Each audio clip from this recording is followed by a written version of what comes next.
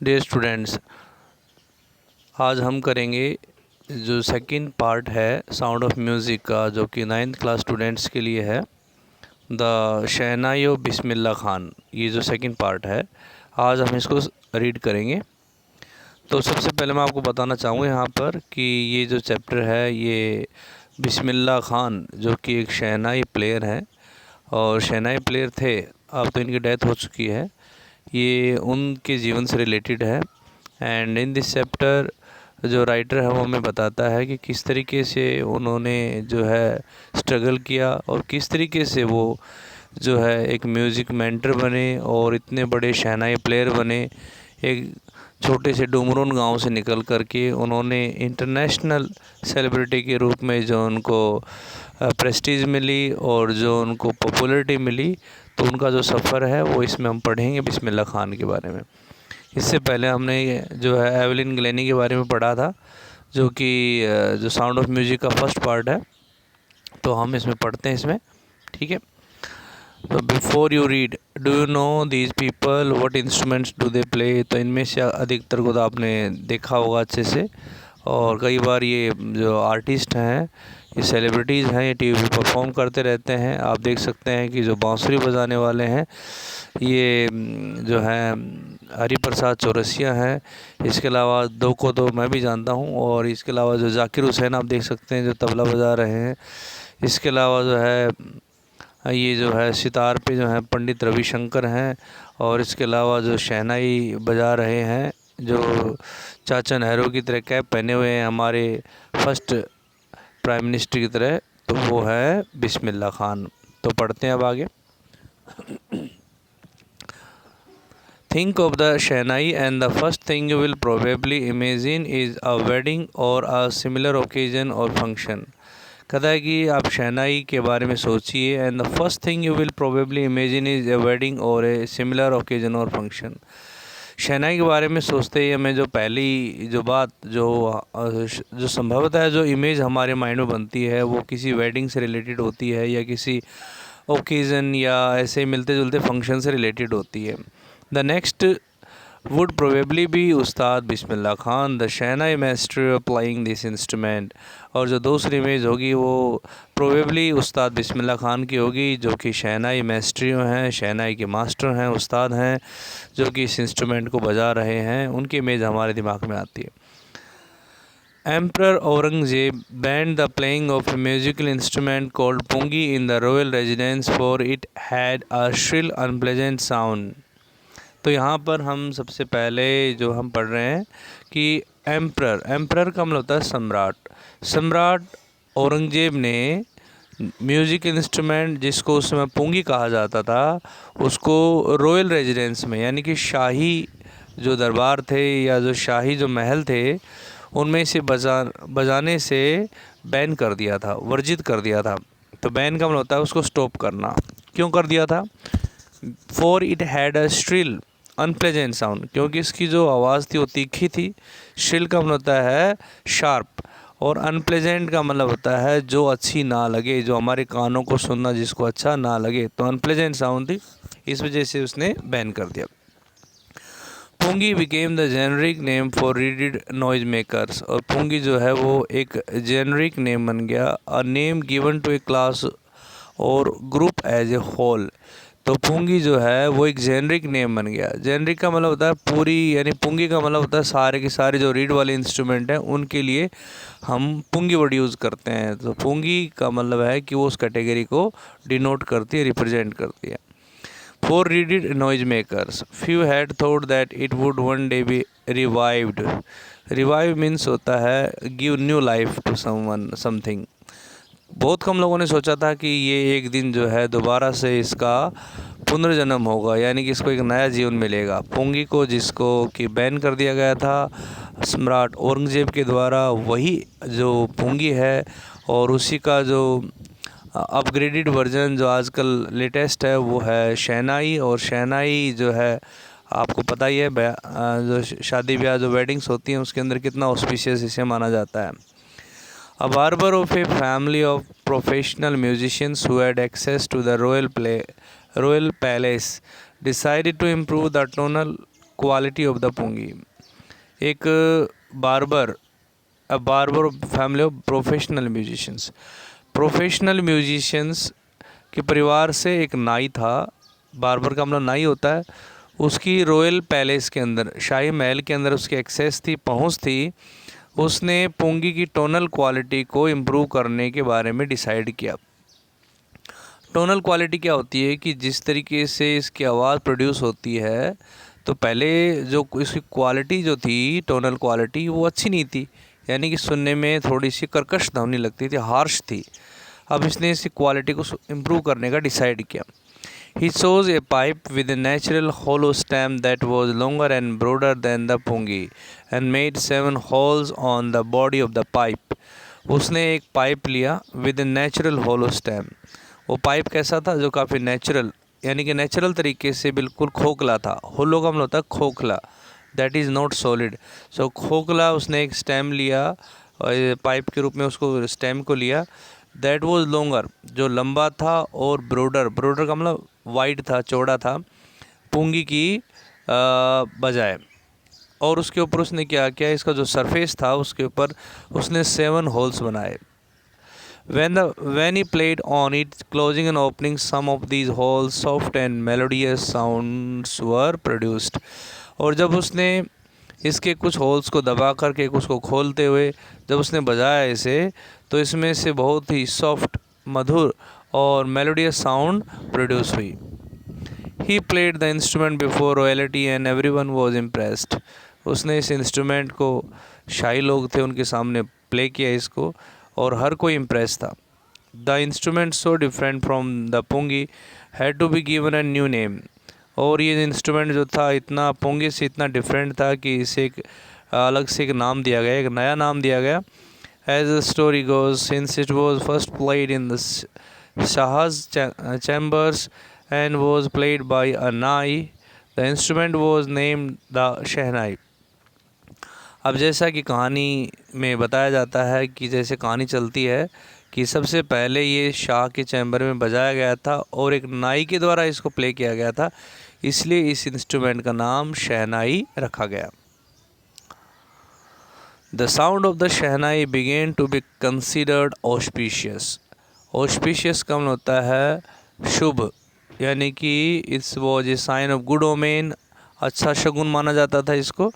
तो शहनाई की जो साउंड थी उसको अच्छा समझा जाने लगा, शुभ माना जाने लगा। And for this reason it is still played in temples and is an indispensable component of any north Indian wedding. अब इंडिस्पेंसेबल का मतलब होता है without which a piece of work can not be done. ठीक है। अब इसी कारण से ये अभी भी टेम्पल्स में इसको प्ले किया जाता है, और ये किसी भी नॉर्थ इंडियन वेडिंग का एक अभिन्न हिस्सा बन गया है। यानी कि जो शहनाई प्लेइंग है ये किसी भी नॉर्थ इंडियन वेडिंग में आजकल जो है इसको ऑस्पिशियस माना जाता है, और वहाँ पर एक इंडिफरेंट पार्ट उसका बन चुके। In the past the shehnai was part of the नौबत और traditional assemble of 9 instruments found at royal courts. Past के अंदर जो शहनाई थी इसको नौबत का ही एक पार्ट माना जाता था, एक हिस्सा माना जाता था। नौबत का मतलब क्या हुआ? नौबत का मतलब होता है कि traditional ensemble of 9 instruments. Ensemble का मतलब यहाँ पर होता है ensemble. Ensemble means things here instruments considered as a group, यानी कि 9 इंस्ट्रूमेंट्स का जो एक ग्रुप था उसको नौबत कहा जाता था, और उसी में जो शहनाई उसी का एक हिस्सा हुआ करती थी, इसे माना जाता था, और जो कि रॉयल कोर्ट के अंदर इसको ये मिलता था, ये pungi. Till recently it was used only in temples and weddings. हाल ही के दिनों तक, टिल रिसेंटली होता है हाल तक भी, यानी कि अभी कुछ वर्षों पहले तक भी ये जो है टेम्पल्स में और वेडिंग्स में ही इसको प्ले किया जाता था, कुछ समय पहले तक ही। The credit for bringing this instrument on to the classical stage goes to Ustad Bismillah Khan. और इस इंस्ट्रूमेंट को क्लासिकल स्टेज पर शास्त्रीय संगीत की कैटेगरी में लाने का जो श्रेय है, जो क्रेडिट है, वो उस्ताद बिस्मिल्लाह खान को जाता है। As a 5-year-old, Bismillah Khan played gilli danda near a pond in the ancient state of डुमरान in Bihar. और बिस्मिल्लाह खान अपने बचपन में जब 5 साल के थे तो डुमरान में, जो कि बिहार में है, वहाँ पर अपने जो है एक तालाब के पास में गिल्ली डंडा खेला करते थे। He would regularly go to the nearby Bihariji temple to sing the Bhojpuri Chet, at the end of which he would earn a big laddu weighing 1.25 kg, a prize given by the local Maharaja। वो कहता है कि writer कहता है कि जो बिस्मिल्लाह खान है वो पास ही के बिहारी जी टेम्पल में भोजपुरी चैत जो है वो वहाँ पर एक प्रकार से प्रेयर होती है, वो गाने के लिए वहाँ पर जाया करते थे। और उसके ख़त्म होने पर जब पूरी हो जाती थी तो संपूर्ण होने पर एक बड़ा लड्डू उनको मिलता था जो कि 1.25 kg का होता था। और वो लोकल महाराज, जो वहाँ के महाराज होते थे, जो पंडित होते थे, उनके द्वारा एक प्राइज़ के रूप में उनको दिया जाता था। दिस हैपन्ड 80 years ago, और ये बात जो है 80 years पहले की है। And the little boy has travelled far to earn the highest civilian award in India, the Bharat Ratna. और फिर इसके बाद में यही छोटा सा लड़का जो कि काफ़ी दूर तक ट्रैवल किया उसने, और ट्रैवल का मतलब करने का मतलब यह है कि इसने काफ़ी लंबा सफ़र तय किया, जो कि गांव में मंदिर में बिहारी जी के टेम्पल में शहनाई प्ले करने वाला और सिर्फ 1.25 kg का लड्डू एक इनाम के रूप में जीतने वाला यही लड़का जो बिस्मिल्लाह खान है, उस्ताद बिस्मिल्लाह खान, ये जो है एक सबसे बड़े जो हाईएस्ट सिविलियन अवार्ड है वो जीतने वाले, जिसको भारत का सबसे हाईएस्ट सिविलियन अवार्ड माना जाता है, द भारत रत्न, इनको भारत रत्न मिला। Born on 21 March 1916, Bismillah belongs to a well known family of musicians from Bihar. और इनका जन्म 21 March 1916 को हुआ। बिस्मिल्लाह खान एक बिहार के बहुत ही जो वेल नोन का मतलब होता है पॉपुलर जो फैमिली है म्यूजिशियंस की, उनके परिवार में इनका जन्म हुआ। His grandfather Rasool Bakhsh Khan was the shehnai nawaz of the Bhojpur kings court. और इनके जो ग्रैंडफादर रसूल बख्श खान जो थे वो भोजपुर राजा के दरबार में शहनाई नवाज थे। His father Paigambar Bakhsh and other paternal ancestors were also great shehnai players. और इनके फादर पैगम्बर बख्श और जो दूसरे जो इनके पैतृक जो पूर्वज थे, जो पैटर्नल यानी कि पिता की तरफ से, पिता की साइड से जो एंसेस्टर थे, जो पूर्वज थे, वो भी महान शहनाई प्लेयर थे। The young boy took to music early in life at the age of 3 when his mother took him to the maternal uncle's house in Banaras, now Varanasi.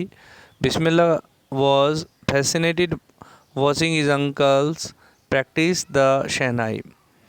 और नन्हा लड़का यानी कि बिस्मिल्लाह खान अपने उसमें लड़कपन में जो है म्यूजिक को बहुत पहले से ही उन्होंने जो है उनके प्रति उनके इंटरेस्ट हो गया था। एट द एज ऑफ 3, और जब उनकी जो एज थी 3 years old थे वो, तो उनकी जो मदर है वो उनको लेकर के उनके मामा जी के घर पे जाती है, जो कि बनारस में उनके मामा जी थे। मामा का घर जो था बनारस में था, और जो कि आजकल उनको वाराणसी के नाम से जाना जाता है। बिस्मिल्लाह जो थे वो अपने अंकल्स को वहाँ पर प्रैक्टिस करते हुए देखते थे तो काफ़ी फैसिनेटेड थे। फैसिनेटेड का मतलब होता है he became attracted, he got attracted. Soon Bismillah started accompanying his uncle Ali Bux to the Vishnu temple of Banaras where Bux was employed to play the शहनाई। और बहुत जल्दी ही बिस्मिल्लाह खान ने अपने अंकल अली बख्श के साथ में बनारस का जो विष्णु टेम्पल था उनके साथ जाना स्टार्ट कर दिया, और जहाँ पर जो है अली बख्श जो उनके अंकल थे वहाँ पर उनको शहनाई प्ले करने के लिए जो है इंगेज किया हुआ था, वहाँ पर एम्प्लॉय किया हुआ था। एम्प्लॉय का मतलब था काम पे रखना।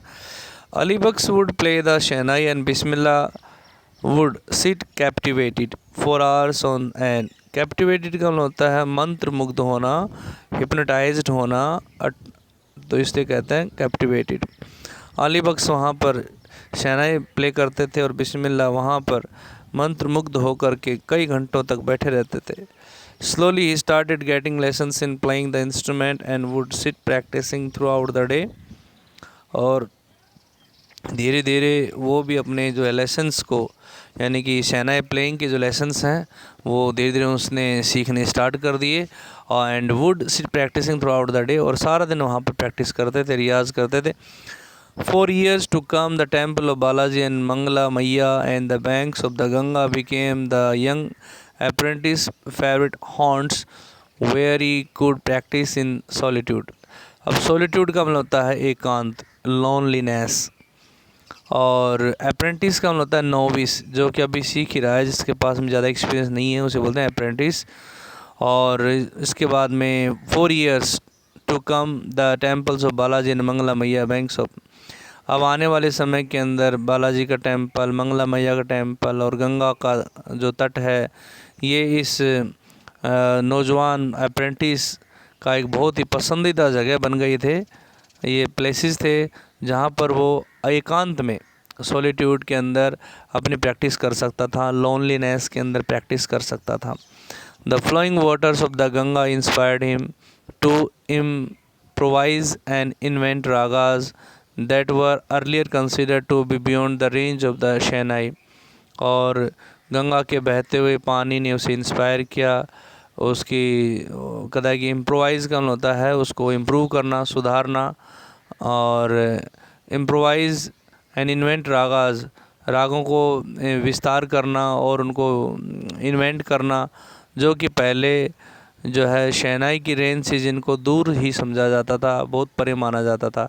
यानी कि इससे पहले शहनाई का और रागों का कोई आपस में रिलेशन नहीं था, लेकिन just because of the efforts of Bismillah Khan, these ragas, मतलब ये कह सकते हैं कि जो शहनाई है, शहनाई प्ले जो है वो क्लासिकल इंस्ट्रूमेंट्स को प्ले करने के लिए इसका यूज़ किया जाने लगा।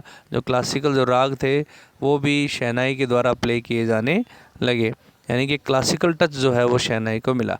तो आज हम इतना ही करेंगे। आई होप कि आपको समझ में आया होगा। अगर आप जो है इसको चैनल को सब्सक्राइब कीजिए ताकि मैं इस तरीके से आपको सेंड करता रहूं अपने वीडियोस। और इसके अलावा अगर आपको कोई प्रॉब्लम हो, कोई समझ में ना आ रहा हो, तो अपने कमेंट्स जो है नीचे आप दे सकते हैं। पहले कमेंट सेक्शन बंद था, लेकिन हमने इसे ओपन किया है, तो आप इसे अपने कमेंट दे सकते हैं, अपने फीडबैक दे सकते हैं। इसके अलावा अगर आपको किसी प्रकार की प्रॉब्लम है तो आप मेरे को कॉल भी कर सकते हैं। मेरे उसमें नंबर आपके पास सभी के पास में है। Thank you, have a nice day. बाकी का जो हम नेक्स्ट वीडियो में कवर करेंगे।